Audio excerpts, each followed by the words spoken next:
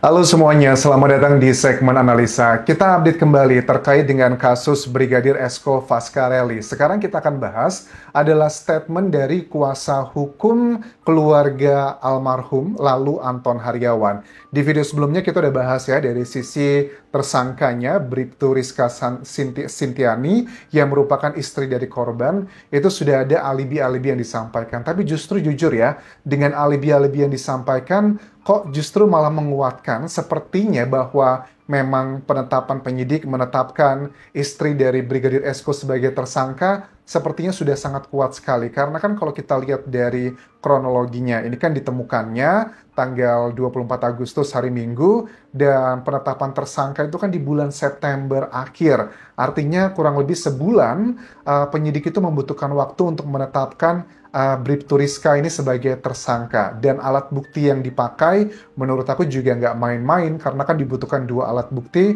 untuk menetapkan seseorang sebagai tersangka. Kisi-kisinya adalah kayak ditemukan noda merah di handuk anaknya korban, kemudian juga noda merahnya ada di tisu dan juga di salah satu bagian bangunan kayak di tembok dan juga di pintu rumah TKP sendiri dan dikonfirmasi itu adalah milik dari Brigadir Eko. Nah, yang nggak kalah mengejutkan adalah begini, di malam semalam atau sehari sebelum penemuan itu ternyata orang tua dari Brigadir Eko itu datang ke rumah dan bertemu dengan istrinya, yakni juga Bribtu Rizka yang sebagai tersangka di sini.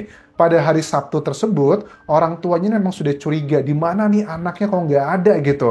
Bahkan bapaknya itu sempat muter-muter ke rumah mencari keberadaan sang putra, bahkan juga sampai menuju ke area TKP di mana tempat kejadian perkara di perkebunan yang Brigadir Eko ditemukan. Orang tuanya lewat kuasa hukum bilang bahwa saya udah pastikan kok hari Sabtu itu tidak ada Brigadir Eko di sana. Tapi kok hari Minggunya tiba-tiba sudah ada ditemukan di sana. Tapi ada satu tempat yang menurut keluarga almarhum bahwa sempat terlewatkan di rumah itu kayak terlewatkan, yaitu adalah yang berada di kamar belakang yang biasanya untuk tempat tidur adik dari tersangka di sini.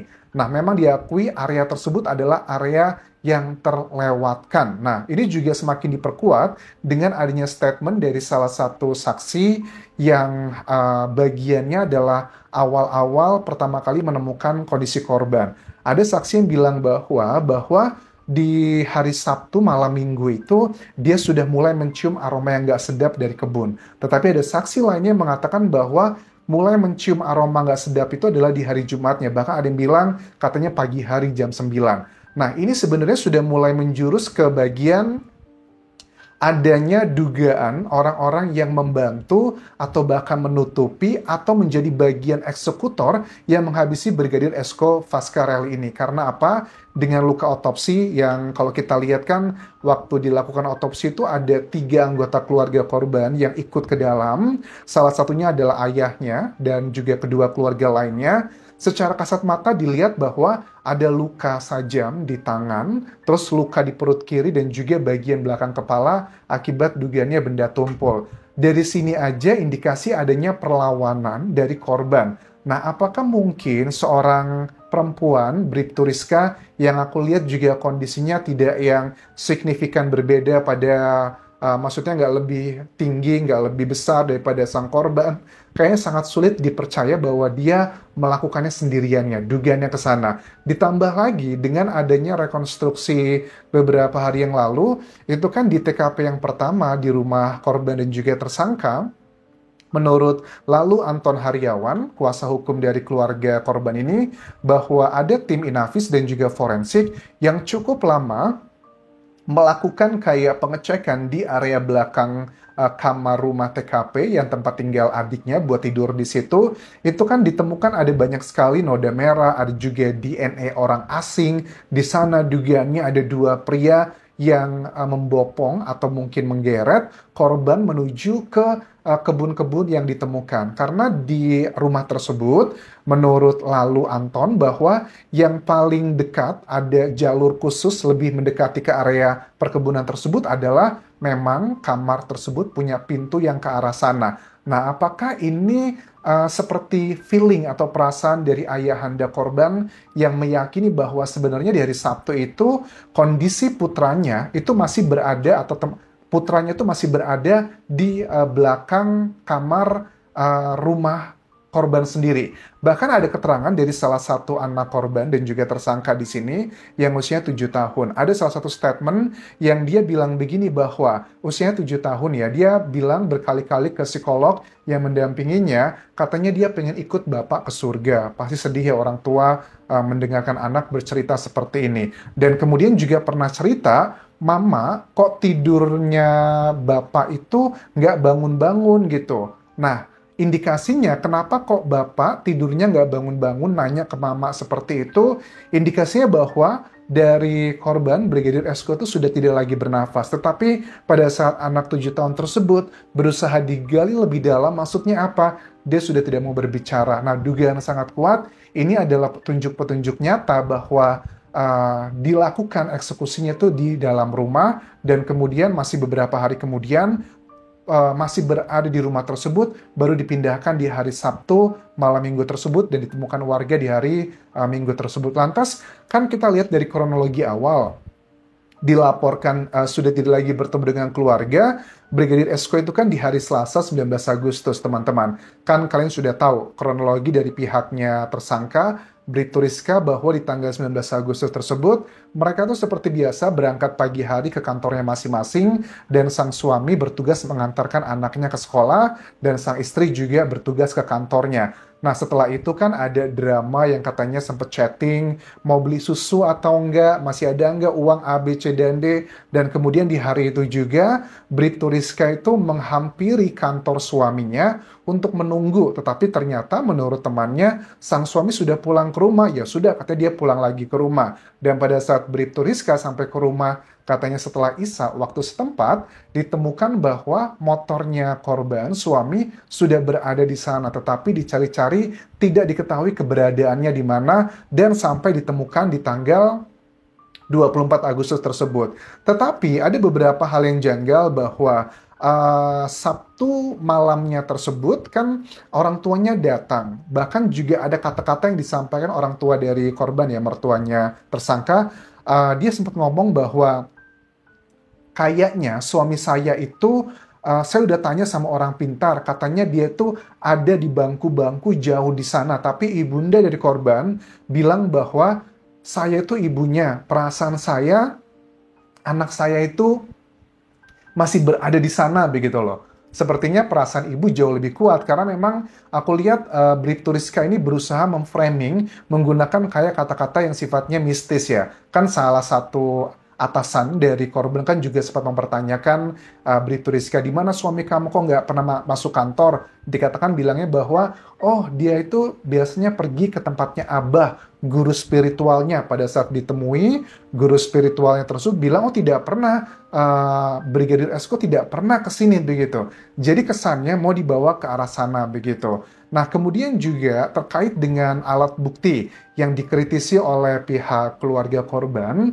kok alat buktinya itu nggak dijelaskan dengan gamblang, dua alat bukti apa yang menetapkan Rizka sebagai tersangka. Bahkan juga kayak rekonstruksi yang lalu pun keluarga ngerasa kayak nggak dihargai gitu, karena tidak diundang, tidak diberitahu untuk datang. Aku tidak tahu apakah ini adalah strategi mereka untuk menetapkan tersangka-tersangka lainnya, atau memang ada kayak keengganan, karena kita tahu kedua belah pihak, tersangka dan juga korban, sama-sama anggota polisi. Nah, ada salah satu hal yang cukup bertolak belakang satu sama lainnya terkait dengan keterangan saksi. Ada saksi yang bernama Angel. Angel ini pria ya, tukang cuci di tempat keluarga tersangka dan korban. Nah, menurut Bribtu Rizka, katanya kan ditanya sama penyidik, yang mencuci di rumah itu biasanya siapa? Menurutnya adalah dirinya sendiri. Tetapi saksi lain bilang bahwa tidak betul. Yang mencuci baju di rumah tersebut biasanya adalah Angel. Nah, apa juntrungannya ditanyakan seperti ini? Apakah ada hal yang aneh, misalnya Bribtu Rizka biasanya tidak pernah mencuci baju, tidak pernah mencuci spray, tapi tiba-tiba di masa-masa kehilangan tanggal 19 menuju 24, kok melakukan aktivitas yang berbeda, mencuci berbagai macam hal. Dugaannya mungkin untuk menghilangkan jejak-jejak dari korban atas perbuatannya. Nah, ada juga saksi bernama Sayun yang merupakan tetangga dan juga kerabat dari tersangka. Ini adalah sekarang sudah diralat, yang awal-awal berita kan mengatakan bahwa yang menemukan pertama kali adalah mertuanya dari korban atau orang tua dari tersangka kan ya. Ternyata bukan, katanya menemukan pertama kali adalah Sayun ini, tetangga dan juga kerabat tersangka. Tetapi aku dengar keterangan dari kuasa hukumnya keluarga korban, saksi ini sekarang sudah memiliki kuasa hukum. Adalah hal yang cukup unik ya, karena kan statusnya sebagai saksi, kenapa harus ngebayar orang menjadi kuasa hukum? Ya haknya setiap orang sih. Cuma bagi aku ya buang-buang uang juga. Kenapa harus ada kuasa hukum? Nah, dugaannya sih kayaknya karena memang ada potensi ada 2 orang lagi yang akan menjadi tersangka dengan adanya petunjuk DNA asing di kamar belakang yang dugaannya untuk menaruh korban sebelum dipindahkan ke bagian perkebunan. Nah, ada satu hal yang responnya juga cukup unik oleh istri dari korban yang ditanyakan begini ya, bahwa tanggapan Anda ketika tahu ada penemuan tersebut di belakang, pertanyaan dari jaksanya, katanya, saya biasa aja soalnya saya pikir yang ditemukan itu bukan suami saya. Jujur, ini sangat janggal teman-teman, karena kan suaminya lagi hilang.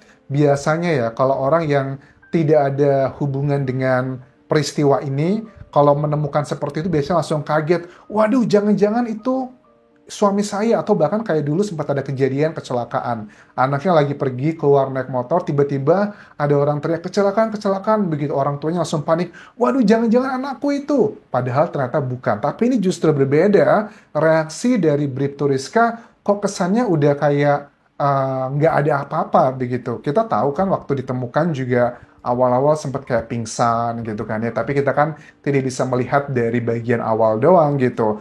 Nah, kemudian juga dari TKP yang di kebun, kan tersangka itu nggak mau memperagakan rekonstruksinya karena katanya pada saat dia dikasih tahu sama Sayun dan juga datang ke lokasi, dia tuh reaksinya cuma diem aja. Jadi ngapain datang ke TKP buat rekonstruksi, karena dia juga cuma diem aja. Efeknya adalah dia harus memberikan kayak BAP tambahan ya ke kantor polisi.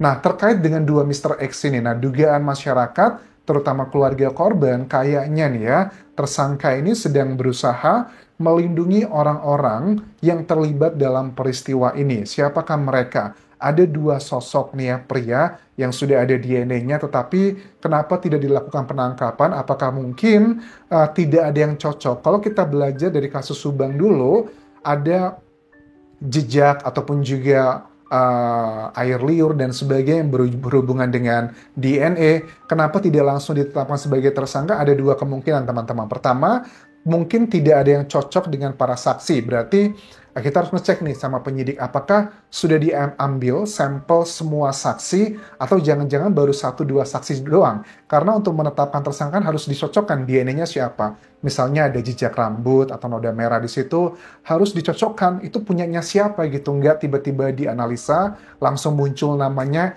itu tidak seperti itu. Itu adalah dugaan yang pertama. Belum ada yang cocok atau belum ada diambil sampel semuanya, karena butuh waktu dan juga biaya untuk pengecekan DNA.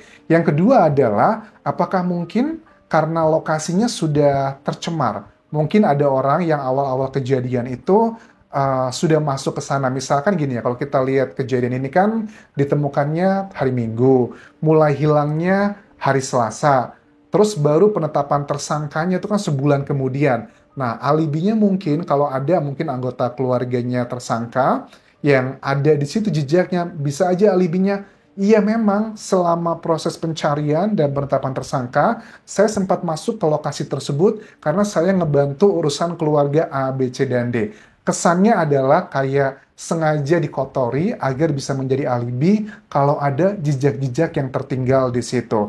Nah, juga sama dengan jejak digitalnya, terutama di handphone. Keluarga juga mempertanyakan siapakah yang membantu melakukan penghapusan jejak digital handphone, karena di awal-awal kasus ini Handphone yang diperiksa itu hanyalah handphone miliknya korban dan juga tersangka, tetapi keluarganya atau saksi yang lainnya, saksi peristiwa yang menemukan, itu katanya belum diperiksa menurut keterangan dari kuasa hukum korban. Nah, sekarang kita akan lihat nanti, teman-teman, kapan dari penyidik itu akan segera merilis alat bukti dan sebagainya, karena biasanya kasus seperti ini kan akan ada pemaparannya, tersangka ditunjukkan ke media, tetapi kok sekarang kesannya kayaknya ditutupi gitu loh. Kan kalau kita lihat ada kasus-kasus, tersangka itu biasanya akan ditunjukkan ya, kemudian akan dijabarkan kronologi detail dan sebagainya, plus juga dengan barang buktinya. Tetapi sampai saat ini kita belum melihat hal tersebut yang disampaikan dari penyidik. Mudah-mudahan ini adalah strategi untuk menentukan tersangka berikutnya, bukan karena menutup-nutupi karena mungkin sesama anggota polisi. Sementara itu dulu bisa aku update mengenai kasus Brigadir Esko Fascarelli. Kalau ada update terbaru, silakan kabari ke sosial mediaku, seperti ke Instagram, Facebook page, ataupun juga TikTok Dian Jasa Asmara. Sampai jumpa.